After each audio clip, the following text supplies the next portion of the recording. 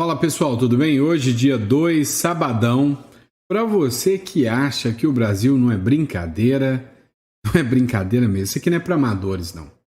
Olha só, uma turma aliada do Lula resolveu fazer um manifesto pela soberania do Brasil. Como se eles se importassem com isso. E aí, resolvem atacar o Donald Trump e o povo americano. Pois é. Você já viu aquele meme que diz assim, eu gosto de assim, amostradinho? Pois é, estão bem amostradinhos, né? Ato pró-soberania tem queima de boneco de Trump e de bandeira dos Estados Unidos. É assim mesmo que vão conseguir dialogar com os Estados Unidos. É queimando bandeira dos Estados Unidos. Né? Onde é que vocês arrumam dinheiro para comprar bandeira, hein? Vocês não trabalham? É o papai que banca vocês? Hã? Olha só, é queimando bandeira dos Estados Unidos. É queimando boneco do Trump, é atacando o Trump. Continua. Todo mundo sabe de quem vocês são aliados, né? Dá uma olhada aqui nas fotos, né? Parece que tem até um deputado lá no meio, né?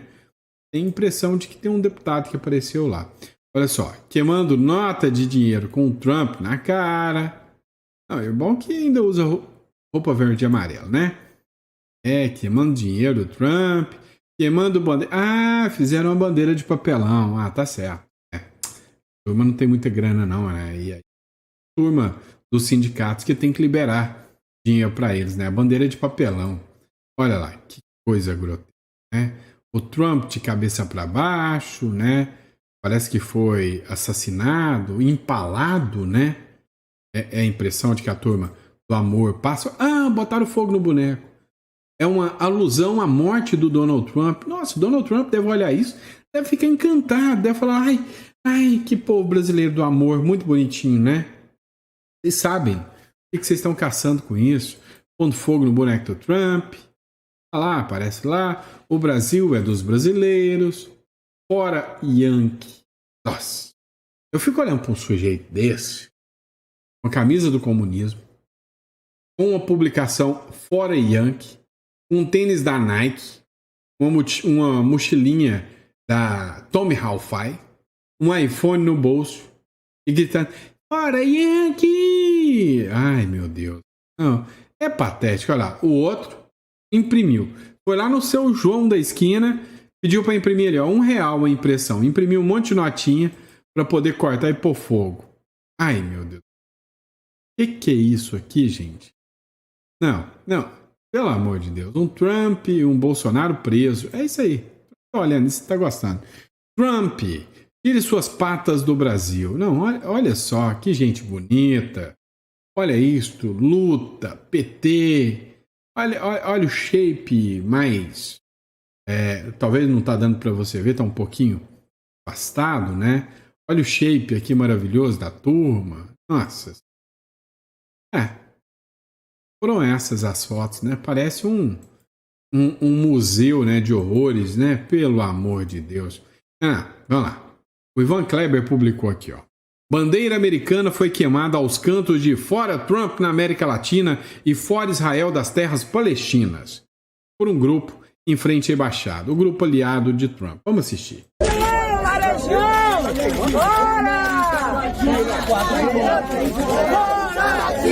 E fora Israel, das terras palestinas, fora Yankee, da América Latina, e fora Israel, das terras palestinas, fora Yankee, da América Latina, das terras palestinas, fora Yankee, fora Israel, das terras palestinas, América Central, a luta de estudante é internacional, unificado para as mudanças do Brasil, o movimento.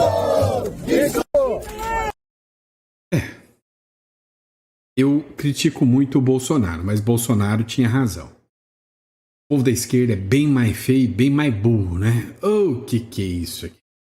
Tá de sacanagem, né? Aí tá bom. Vamos fingir, né, que isso aqui é normal. Bom, hoje eu tô tóxico, tá? Esse sabadão eu acordei tóxico. Pode ter certeza disso. Vamos de próxima matéria. Antes de começar na matéria, eu lembrei de te pedir para se inscrever no canal. Se eu não lembrei, inscreva-se no canal. Esse aqui é um canal, traz informação. Tem dia que eu tô com a macaca, tá? Mas o normal aqui, a gente é sério, sóbrio, bem tranquilo, mas tem dia que a gente perde a paciência, tá? Então, assim, para você que quer um canal com seriedade, com tranquilidade, seja muito bem-vindo, né? Esse canal é preparado para você. Bora para cima. Vamos continuar na matéria. E olha só. O Eduardo Bolsonaro afirma que o Donald Trump já está com a caneta na mão, engatilhado, para pedir a prisão do ministro Supremo Alexandre de Moraes na Interpol. Mas será que isso é possível? Vamos fazer uma análise jurídica disso aqui, tá? Matéria do Ceará, revista Ceará. Eduardo Bolsonaro diz que os Estados Unidos vão pedir prisão de Moraes à Interpol. O deputado federal Eduardo Bolsonaro declarou que os Estados Unidos estariam preparando um pedido à Interpol para pedir a prisão do ministro Supremo Alexandre de Moraes. A afirmação foi feita durante um evento e repercutida pela CNN, gerando forte repercussão no meio político. Até o momento, não há nenhuma confirmação oficial do governo norte-americano ou da Interpol sobre qualquer movimentação nesse sentido. Alexandre de Moraes continua exercendo normalmente suas funções no Supremo Tribunal Federal, e a legislação internacional torna improvável que um pedido desse tipo seja aceito contra o ministro de uma Suprema Corte em pleno exercício. A fala gerou críticas de parlamentares e especialistas jurídicos que apontam para a gravidade da acusação, feita sem comprovação. Alguns aliados do Bolsonaro disseram que violar a primeira emenda é uma violação, né, à legislação americana e, para tão, passível de prisão. Vem cá, vamos falar o correto aqui, tá? É o seguinte, existe uma ação da Trump Media e da Rumble. Estas duas ações, ou melhor, esta ação movida pelos dois, visa declarar que o ministro do Supremo Alexandre de Moraes viola a primeira emenda, determinando a censura em solo americano de cidadãos americanos. Não tem nada a ver com Clezão, não tem nada a ver com o que aconteceu aqui no Brasil, o que os americanos questionam e cobram do ministro Alexandre de Moraes. Tá? Vamos deixar muito claro.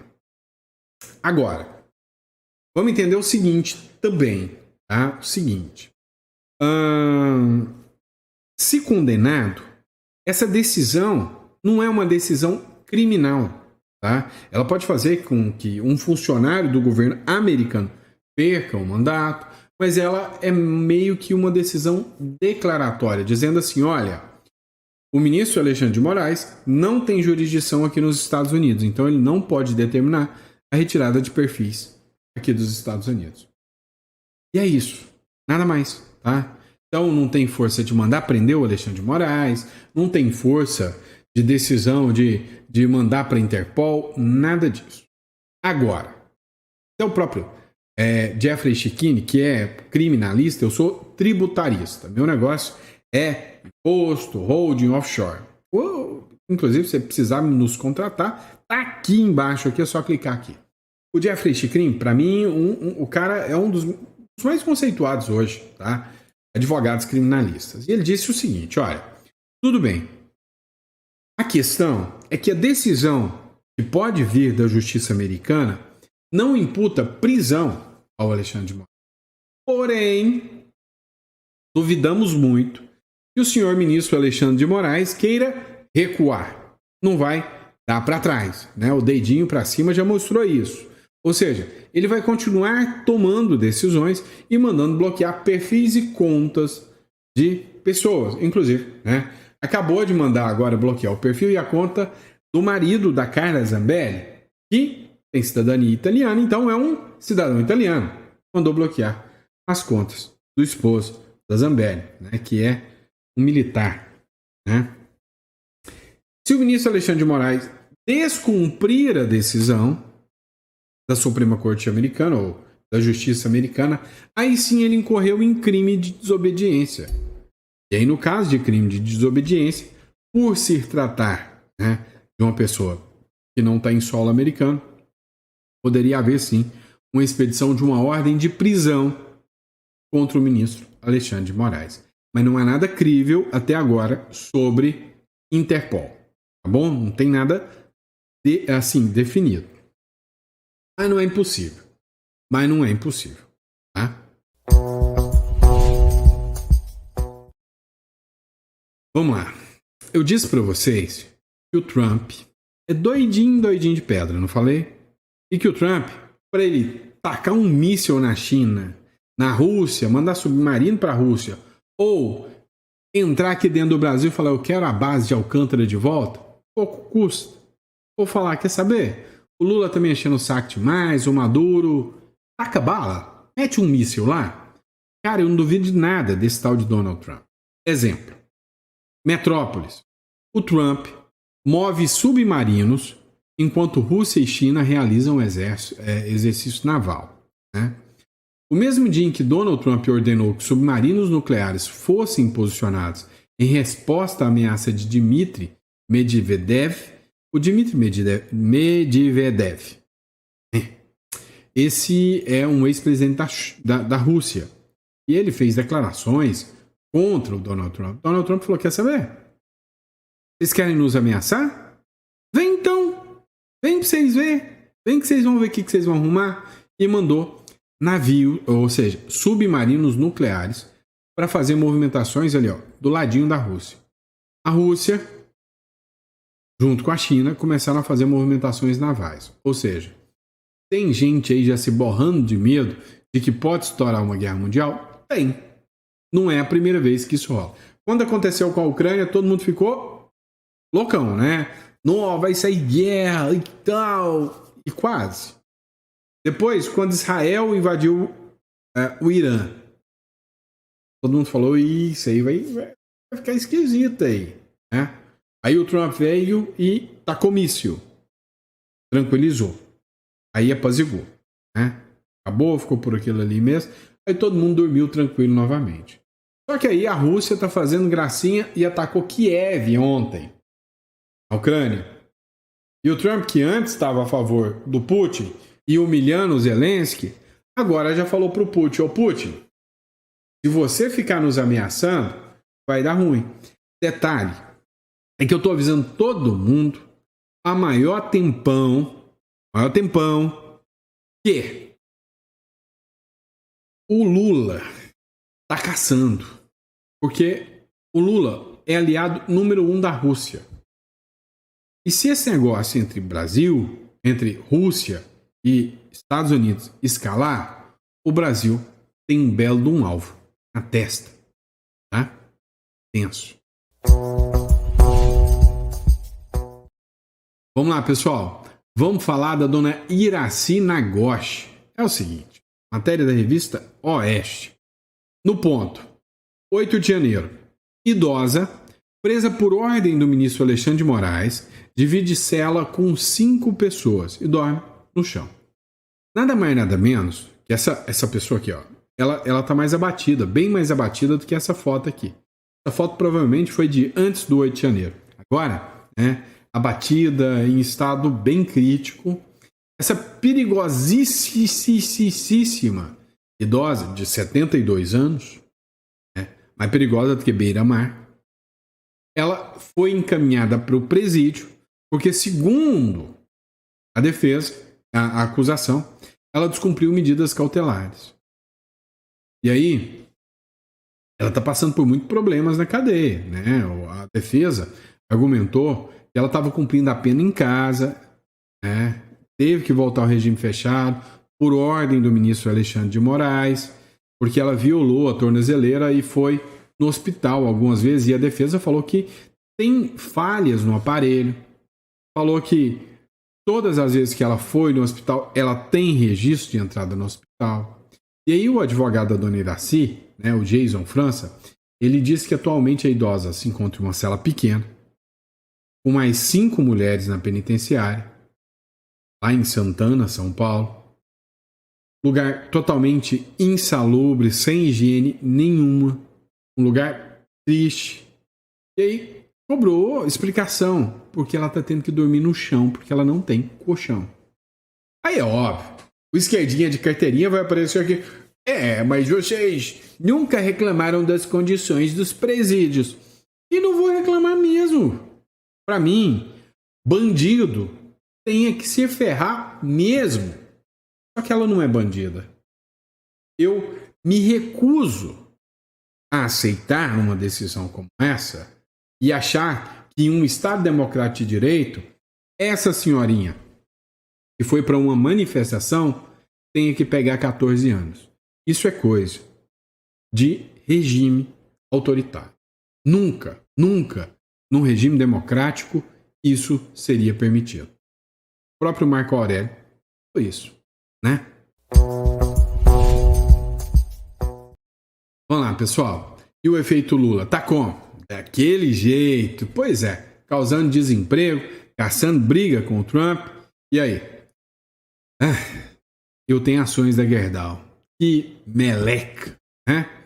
A Gerdau decide reduzir investimentos e demite 1,5 mil funcionários. Tá bom. Detalhe. Eu tenho fé que o Lula um dia vai sair, tá? E aí, eu acredito que a democracia vai voltar. Tem muita gente que vai vender as ações da Gerdau. Todo mundo vender baratinho agora, é hora de comprar, tá? A Gerdau, um dos gigantes da siderurgia brasileira, informou nesta sexta-feira que já demitiu cerca de 1,5 mil funcionários desde o início deste ano, em meio a um cenário considerado assustador. Detalhe, a Gerdau é boa, hein? A Gerdau tem parte da sua produção lá nos Estados Unidos, o que faz com que ela fuja das tarifas do Donald Trump. Ela está cortando aqui, né, esses 1.500 funcionários para deixar a produção aqui e vai investir na produção lá nos Estados Unidos. Deu o jump, burlou o sistema. A informação foi divulgada pelo CEO da companhia, Gustavo Werneck, em conversa com jornalistas. Segundo o executivo, as demissões se concentraram nas unidades da Gerdau, nas cidades de Pindamonhangaba, São Paulo, e Mogi das Cruzes, né? E aí ele falou, né? Que a empresa está em um processo de redução de investimentos, tem as sanções, e aí tem que promover adequações de capacidade, uma vez que não vão continuar com a mesma produção. Graças a... Lula, né? Caçando briga aí com o Trump. Vamos lá, pessoal. O Eduardo Bolsonaro está sendo alvo de críticas de professores, ex-reitores, que pediram a cassação do 03 do Bolsonaro, né? E aí o pedido já está hoje na mesa do Hugo Mota. Quero ver o Hugo Mota se ele vai dar a cassação do Eduardo Bolsonaro agora ou não. Será que ele vai peitar uma dessa? Um grupo composto por 76 reitores, professores e pesquisadores de universidades brasileiras, tudo da USP. Certeza, tudo esquerdinha, tá? De universidades brasileiras, encaminhou à Câmara dos Deputados uma petição pedindo a cassação do Eduardo Bolsonaro. O documento foi endereçado ao presidente da Casa, Hugo Mota, e argumenta que o parlamentar teria violado o Código de Ética e Decoro Parlamentar. Engraçado, apontar o dedo assim não é este dedo, é este dedo do meio, tá? Assim, não é violar o decoro, não. Mas nisso aí ninguém está reclamando, né? Pois é. A grande chance do Hugo Mota aceitar a briga e, sei lá, caçar o Eduardo Bolsonaro. Olha, existe a chance. Vamos ser sinceros, existe, tá? Mas acho que o Hugo Mota não vai peitar essa, não. Vamos falar do Malafaia? Vamos, tem tempo que eu não falo dele. Malafaia, Nicolas e aliados reagiram ao discurso do Alexandre de Moraes. Pois é, os aliados do ex-presidente Jair Bolsonaro estão reagindo com críticas ao discurso de ministros do Supremo Tribunal Federal que saíram em defesa dos ministros Alexandre de Moraes do STF, sancionado via Lei Magnífica. Moraes e colegas, como o ministro Gilmar Mendes, direcionaram fala duras durante a abertura do semestre do Judiciário nesta sexta-feira, contra quem atuou nos Estados Unidos pelas sanções do Brasil. Ontem eles fizeram várias críticas contra o Eduardo Bolsonaro, né? A gente acompanhou tudo isso aqui. Dá uma olhada aqui, né, nas postagens deles. O Sóstenes Cavalcante, por exemplo, líder da oposição, escreveu o seguinte: eu nasci para ver a esquerda defender o STF, o mesmo STF que condenou o Lula por corrupção. Eu nasci para ver um ministro indicado pelo, abre aspas, golpista Michel Temer, ser defendido pelos esquerdismo. Este é o governo da Suprema Esquerda. O Nicolas Ferreira já foi mais tranquilo, né? Só postou uma foto ali do Lindbergh, da Fegali ali, Jandira Fegali, com o cartaz Moraes não, né? Anti-Moraes, todo mundo contra o Alexandre de Moraes. O Malafaia já foi além, escreveu, né? Alexandre de Moraes, deixa de ser cínico, seu covarde. É assim que ele fala. Está reclamando que é uma covardia sanções que podem vir na sua família. Você, por 2 vezes, bloqueou as contas das filhas de 15 anos de idade do Oswaldo Eustáquio, ameaçando a mãe de prisão se a garota descumprisse as suas ordens. Está se sentindo um pouco do mal que você praticou contra centenas de pessoas. Se não parar com essa perseguição, covarde, vai piorar. A vírgula foi minha, tá, pessoal? Foi eu que coloquei a vírgula. Aí, uma coisa chamou muito a atenção, né, depois dessa publicação do Malafaia, que a web resgatou um videozinho muito querido, Jornal Metrópolis, tá, pessoal? Para quem duvida aí, ó, é o Metrópolis que fez essa publicação. Resgatou um videozinho querido. Dá uma olhada. Em que o nosso indicado sabatinado é um militante partidário convicto, aliás, por posicionamentos externados. Eu não diria só um militante, eu diria, além de militante e filiado, nós temos posicionamentos até de perseguição política por parte do indicado em relação, por exemplo, ao Partido dos Trabalhadores, em relação a manifestações feitas em apoio ao impeachment da presidenta Dilma. Como diz o nosso premiado escritor Raduan Nassar, a quem eu quero aqui fazer um breve desagravo. Nós vivemos tempos sombrios, muito sombrios. É indiscutível que o país vive uma séria e profunda crise política e institucional, que impõe grandes desafios à nossa golpeada democracia. Por isso o incômodo, o temor, a insegurança com a indicação de Vossa Senhoria para esse cargo ao Supremo, doutor Alexandre. Aliás, o senhor diz que se considera imparcial ao assumir o STF, que não vê problema nenhum com as suas posições, que vai se guiar pela Constituição. Mas eu lhe pergunto, a que o senhor então atribui as manifestações tão contundentes, contrárias à sua indicação, que nós estamos recebendo nessa casa? Manifestações contrárias de juristas, manifestações contrárias de entidades. Seguramente nesse contexto há muita indignação e contrariedade perante a opinião pública com a indicação de Vossa Excelência. São manifestações que nós não vimos aqui em outras indicações para o Supremo. Com o ministro Fachin, nós tivemos uma campanha nas redes sociais, tivemos uma campanha de imprensa.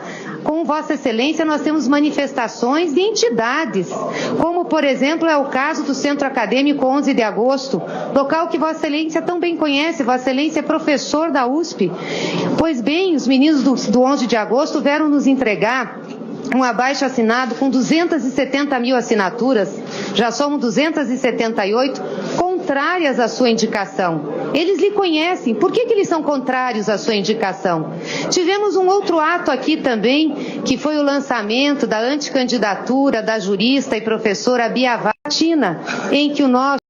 Não é que o PT estava certo, gente. Tá vendo? Coisas mudaram, né? Mas não é que naquela época o PT estava certo? Se todo mundo tivesse apoiado o PT naquela época, né? Talvez a gente não estava numa situação tão complicada assim. Mas vamos lá, né? Tudo muda, tudo passa, tudo passará. Já dizia, né, Renato Russo. Inclusive, né, fico feliz com a decisão do Alexandre de Moraes. Hoje eu estou feliz com uma decisão do ministro Alexandre de Moraes. Olha desse cara aqui, ó, né? Assim, minha solidariedade total ao Constantino, que está enfrentando um câncer, né? Então, é um guerreiro, todo mundo sabe disso. Moraes desbloqueia as redes de Rodrigo Constantino 2 dias após a lei Magnish. Oh, que bom. O ministro Alexandre de Moraes, do Supremo Tribunal Federal, determinou o desbloqueio. Aí sim, tá certo, né? Não estou elogiando ele, mas estou dizendo, isso é uma arbitrariedade sem tamanho. Rodrigo Constantino só dá opinião. Determinou o desbloqueio das redes sociais do jornalista Rodrigo Constantino, da Gazeta do Povo, nesta sexta-feira. A decisão ocorre 2 dias após os Estados Unidos sancionarem o ministro com a lei Magnish, que serve para punir estrangeiros que os Estados Unidos consideram grandes violadores dos direitos humanos. E aí o Constantino publicou, né, no seu perfil o seguinte, ó. Em publicação no seu perfil na rede social X, o advogado de Constantino, Dr. Emerson Grigoletti, afirmou que o seu escritório havia acabado de ser intimado pelo gabinete do ministro Alexandre de Moraes, deferindo o pedido de desbloqueio de todas as redes sociais do jornalista. Isso inclui a liberação de seus perfis na X, Instagram, TikTok, Facebook, Thread, Patreon e YouTube. Patreon eu nem conheço, tá? Todos os seus perfis estavam impedidos de funcionar no Brasil. Grigoletti disse ainda que o escritório está acompanhando o cumprimento da referida ordem pelas respectivas plataformas. Até o momento, a conta de Rodrigo Constantino X ainda não voltou ao ar para usuários brasileiros. Parabéns, né, ao Rodrigo Constantino, que enfrentando um câncer e mesmo assim com bastante luta, né, vem expressando a sua opinião, tá? Então, você seja de direita ou de esquerda, você tem mais do que o direito de expressar a sua opinião. E aí o que não se pode é ter gente tentando te calar. Esse é o fato. Bora lá. O governo Lula tá passando vergonha de novo. Quer ver como? O Ivan Kleber vai contar uma coisinha pra gente. Vem aqui, próximo bloco, matéria de ontem, tá? Olha só. O Ivan Kleber, que é o correspondente de Londres, ele escreveu o seguinte: os representantes de países pressionam o governo brasileiro para tirar a COP30 de Belém. Preços extorsivos em hotéis. Escuta uma coisa. Representantes de 25 países pressionam o governo brasileiro para que retire a cidade de Belém como próxima sede da COP30. Isso devido aos altos preços de acomodações nas cidades. Eu fiz um levantamento e descobri que no começo do mês de julho, entre o final de junho e começo de julho, portanto há um mês, negociadores de governos da África e do Pacífico enviaram cartas ao Brasil, país anfitrião da COP, expressando preocupações com os preços astronômicos de acomodações na cidade de Belém. Então, caso você seja da cidade de Belém, deixe aí o seu relato sobre a situação. Eu sou Ivan Kleber, falo diretamente de Londres, no Reino Unido, e hoje é sexta-feira, dia 1º de agosto de 2025. Muito obrigado pelo carinho da audiência. Olha, alguns pontos precisam ser analisados, né? Belém realmente tem uma estrutura um pouco precária, né? Sem contar, né, o perigo. Cidade perigosa. Eu quase fui procurador do Amapá. Passava por Belém, né? E assim, gente, mostra o quanto são incompetentes, né? Não pararam para pensar na questão da hospedagem. Ó, só que teve um comentário da Ju Angelina que escreveu o seguinte: olha, depois da reunião do Trump com a União Europeia, tô achando que isso é desculpa para não vir. Muitos países já estão pulando do barco. Não quer muita ligação com o nosso excelentíssimo presidente. Eu venho falando isso há muito tempo para vocês. Quanto tempo eu já venho falando que o Lula é uma lepra, uma lepra internacional, como é que chama? Diplomática. Ninguém quer chegar perto, vai se sujar, vai se queimar. É fria, furada, sujeira, né? Canseira. Pois é, meu amigo. Ninguém quer. Então, acho também, né, que é mais um argumento para que não venha, que não compareça e que não passe vergonha, né? Literalmente, aqui no Brasil, né? E aí, só para encerrar, o governo Lula deu uma regadinha, tá? Deu uma regada. Mandou uma cartinha lá para o Marco Rubio para ele pegar leve nas sanções. Detalhe, eu queria ler tanto essa carta, mas o governo Lula põe sigilo de 15 anos em carta enviada a Marco Rubio. O governo Lula impôs sigilo de 15 anos a uma carta enviada pelo ministro das Relações Exteriores, Mauro Vieira, ao chefe da diplomacia de Donald Trump, secretário de Estados Unidos, Marco Rubio. Um documento obtido pela coluna Paulo Capelli mostra que o despacho telegráfico enviado pelo Itamaraty a Washington foi classificado como secreto, só podendo ser retornado a público em 25 de novembro de 2039. Esquenta não. Eu tenho paciência. Em 39 eu leio para ver como que vocês imploraram para o governo, ou vocês ameaçaram, ou atacaram, sei lá o que vocês fizeram. Em 2039 eu volto aqui e a gente faz um editorial para ler essa carta com vocês. Bom? E é isso, pessoal. Ó, muito obrigado pela confiança, pela credibilidade. Pessoal, você, né, que precisa de um holding, uma offshore para estruturar o seu patrimônio, entre em contato, tá aqui ó, na descrição.